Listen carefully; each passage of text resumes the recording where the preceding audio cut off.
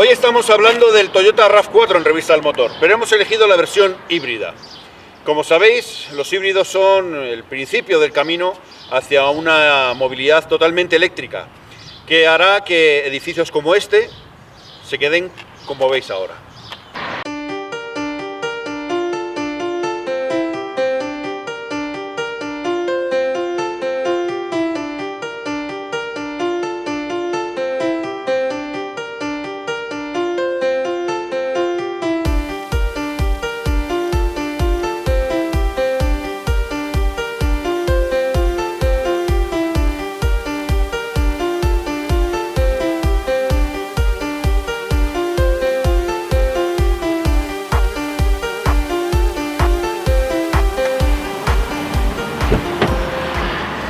Muy bien, ya estamos en el interior del Toyota RAV4 híbrido. Quiero enseñaros esto para que veáis cómo son los reposacabezas. La verdad es que no están diseñados para gente muy alta y os voy a explicar por qué. Fijaos, los vamos a poner en su posición, ¿de acuerdo? Si salimos más, se salen del carril. Así que vamos a dejarlos en su posición. Y en su posición me voy a sentar. ¿Qué ocurre? Que quedan un poco bajos. De hecho, si yo me siento bien, me queda casi a la altura de la nuca. No es la mejor posición, deberían estar aquí, en este lado de la cabeza, para que fueran realmente efectivos. Una vez dentro, decir, la verdad es que es un coche bastante espartano. Tenemos, bueno, una serie de huecos, una toma de corriente 12 voltios, bolsas en los asientos delanteros y aquí dos posavasos no muy profundos, con un reposabrazos que es bastante blando y cómodo. Poco más, una bolsa en la puerta para una botella de 1 litro y eso es todo lo que tenemos como huecos. Luego, lo que más nos gusta es que no hay prácticamente un túnel de transmisión ni de escape que nos provoque el tener que levantar los pies, con lo cual la persona que se siente en la tercera plaza va a ir bastante más cómoda que en un coche normal. Los pies caben bien debajo de los asientos, incluso en la posición más baja, con lo cual tenemos bastante espacio para poner. Muy bien para 2 adultos, menos bien para 3, que van a ir bastante justos, sobre todo si son de un tamaño generoso como el que os habla. Sin embargo, el asiento es bastante cómodo, tiene un mullido confortable y un tejido que en esta versión Advance es bastante sufrido. Sigamos en la parte delantera. El RAV4 híbrido tiene dos versiones, una de tracción total y otra de tracción delantera. El tracción delantera tiene un motor de combustión y un motor eléctrico. Ambos producen 197 caballos de potencia conjunta. En el caso del tracción total, tiene un motor de 68 caballos apoyando en el eje trasero, pero la potencia sigue siendo la misma, y es que tiene que ver con la transmisión de la corriente a ambos motores. Es decir, que no siempre que nunca va a resultar la suma concreta o la suma exacta de todas las potencias máximas de los 3 motores. En este caso, ambas versiones tienen 197 caballos y unidas a una caja de cambios de tipo epicicloidal, que lo que hace fundamentalmente es algo muy parecido a lo que hace la transmisión CVT, que es tener infinitas relaciones, aunque es cierto que tenemos la posibilidad de seleccionar unas que ya están prefijadas.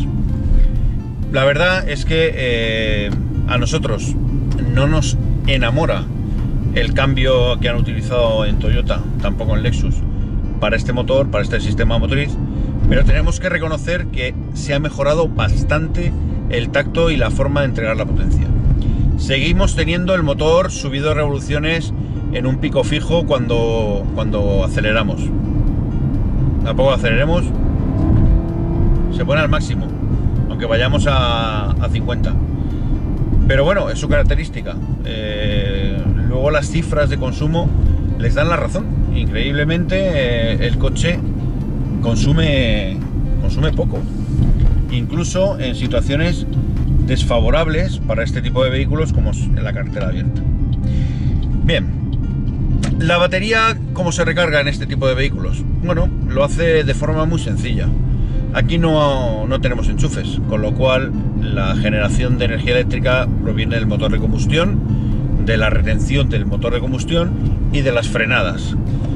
En el caso de este vehículo, la batería no tiene una gran capacidad, con lo cual subirla hasta arriba de capacidad, llenarla por completo de capacidad, no es una tarea complicada y la verdad es que se hace enseguida. También es verdad que se vacía enseguida. ¿Cuáles son lo mejor de este tipo de vehículos? Bueno, el motor eléctrico siempre está funcionando asociado al motor de combustión, apoyándole, sobre todo en las fases de aceleración, de potencia máxima, etcétera, etcétera, para que se produzca un consumo de carburante lo menor posible. Además, el vehículo, siempre que haya carga de batería, va a arrancar siempre en modo eléctrico, y cuando alcancemos una velocidad inferior a los 30 km por hora también se va a colocar en modo eléctrico para funcionar durante pocos kilómetros, pero suficientes como para entrar, por ejemplo, en un garaje o en una zona residencial o en alguna zona que esté limitada a los vehículos de cero emisiones. Ahí es perfecto. Muy sencillo, funciona como cualquier vehículo, en este caso como cualquier vehículo automático, porque tenemos una caja de cambios automática. No requiere ningún periodo de aprendizaje, ni siquiera un periodo de adaptación, simplemente funciona como cualquier otro. Lo que es más complicado, o no tan sencillo, mejor dicho, es que la forma que tenemos de gestionar la energía sí que merece sí que necesita un periodo de aprendizaje. Por ejemplo, tenemos que saber manejar el acelerador para que funcionen los flujos de energía lo más eficientemente posible, para poder tener un consumo muy bajo de energía. O, por ejemplo, en el caso de que queramos regenerar la batería en un momento concreto, ahí tendremos que jugar con la frenada anticipada, con la retención del motor, etcétera, etcétera, para poder tener ese punto de carga de batería que nos va a dar un poquito más de autonomía. Respecto al equipamiento, exactamente igual que las versiones diésel. De hecho, esta versión, que es la Advance, no tiene ningún elemento diferenciador respecto al equipamiento Advance que pueda tener la versión diésel, salvo por el cuadro del salpicadero, que es diferente porque lógicamente no tenemos cuentarevoluciones y solo tenemos un medidor de energía que nos va a indicar cuáles son las fases tanto de carga como en la conducción eco como en la de potencia máxima que tenemos en la entrega de esa potencia. Sin embargo, el resto es prácticamente igual, no hay elementos que difieran de unas versiones a otras. Luego también tenemos elementos interesantes de equipamiento. Por ejemplo, tenemos un equipo de sonido bastante bueno. El sistema de infoentretenimiento también tiene herramientas para ver el consumo del sistema híbrido, para ver el flujo de energía, que también podemos ver en el ordenador de a bordo.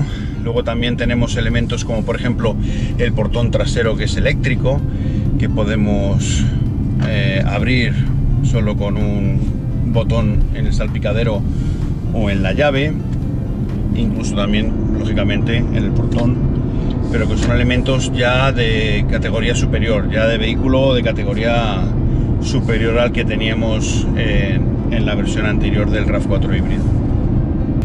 En cuanto al maletero, perdemos un poquito de capacidad, concretamente 50 litros, porque las baterías van alojadas ahí, y se nos quedan en 501 litros. Suficiente para una familia. La verdad es que de maletero no andamos mal. Uno de los aspectos que más llama la atención cuando te subes a un vehículo de estas características es el silencio de marcha. Y es que, además, en este coche el motor de gasolina es muy silencioso cuando circula a unas velocidades normales y cuando no le pedimos demasiada aceleración. Lógicamente, cuando aceleramos sale a relucir este famoso cambio de marchas que sube las revoluciones a prácticamente el régimen más alto posible, y eso pues lógicamente repercute en la comodidad del habitáculo y en cuanto al nivel sonoro. Pero cuando circulamos relajadamente a un nivel de marcha confortable, las aceleraciones son muy suaves, el modo eléctrico funciona casi siempre sobre todo cuando vamos acelerando muy suavemente, con lo cual el coche tiene un confort de marcha muy elevado. Como ya destacamos en la prueba del RAV4 Diesel, el puesto de conducción es muy cómodo. Todos los elementos están muy a mano. Además, tanto la posición del volante como la de los asientos es perfecta y no nos recuerda tanto a un SUV o a un todoterreno, porque el asiento puede ir colocado a una posición más baja de lo que es normal en este tipo de vehículos, y a mí, por ejemplo, que soy una persona que mide un 88, no me resulta incómodo, ni por altura, que tenemos mucha disponible, ni lateral, ni por longitud.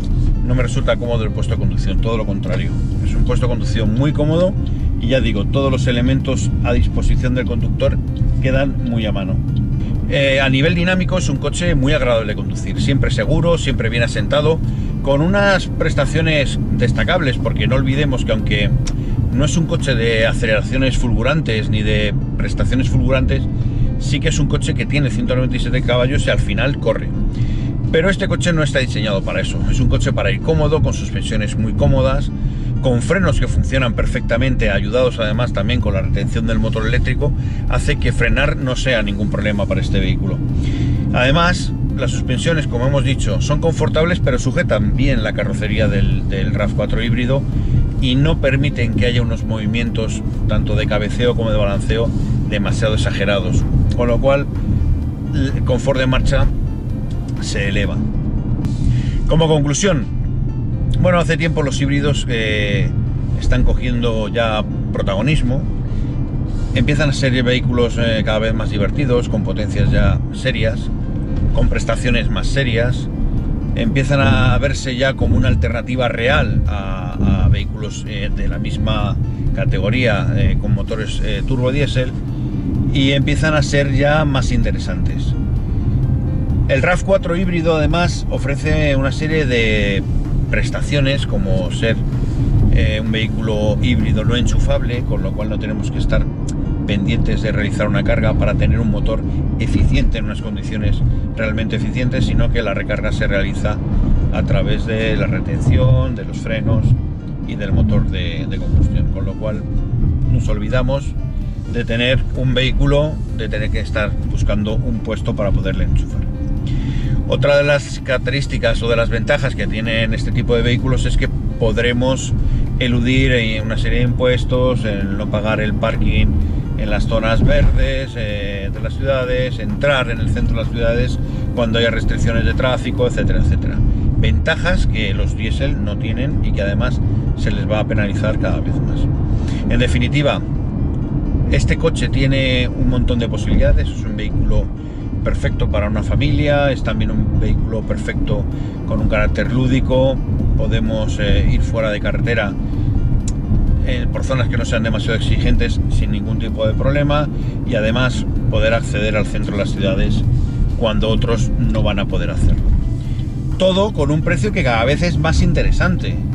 Es verdad que antes los híbridos, por el problema del coste de las baterías, tenían unos precios casi imposibles, pero ahora ya empiezan a ser muy interesantes. Y las cifras de ventas, sobre todo del RAV4 híbrido, están aprobando esa teoría. Es decir, el coche está siendo un éxito de ventas.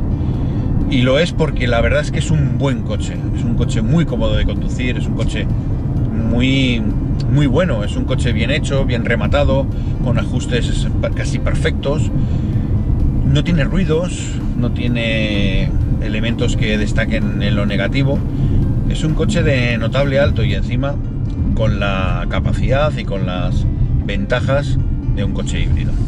Bueno, pues eso ha sido todo. Esperamos que os haya gustado la prueba del RAV4 híbrido y os emplazamos a una próxima prueba aquí, en Revista del Motor. Hasta la próxima.